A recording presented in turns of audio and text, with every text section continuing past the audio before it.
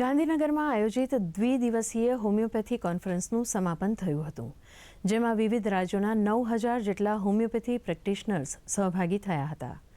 આ કોન્ફરન્સનું આયોજન ભારત સરકારના આયુષ મંત્રાલય અને નેશનલ હોમિયોપેથી કાઉન્સિલના ઉપક્રમે કરવામાં આવ્યું હતું. કાર્યક્રમમાં આયુષ મંત્રાલયના ડોક્ટર સુભાષ કૌશિકે જણાવ્યું હતું કે દેશમાં હોલિસ્ટિક હેલ્થકેરનું વાતાવરણ નિર્માણ થતાં ટ્રેડિશનલ મેડિસિન પ્રત્યે મહત્વ અને આકર્ષણ વધ્યા છે.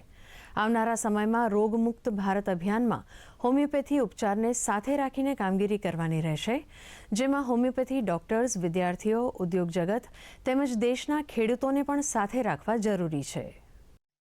लगभग जो 8600 प्रतिभागियों ने इसमें भाग लिया और हमने यहाँ पे 16 पैरेलल सेशन चलाए थे और इसके अलावा 4 और तो 20 सेशन जो है लगातार यहाँ पे चले.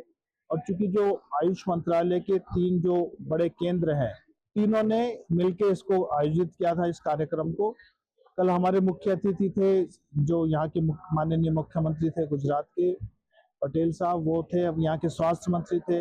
हमारे जो केंद्रीय मंत्री हैं प्रताप राव यादव जी, वो भी उनकी भी सम्माननीय उपस्थिति यहाँ पे रही. हमारे माननीय आयुष सचिव यहाँ पे रहे. इस प्रकार से हमारे बहुत अच्छा रहा.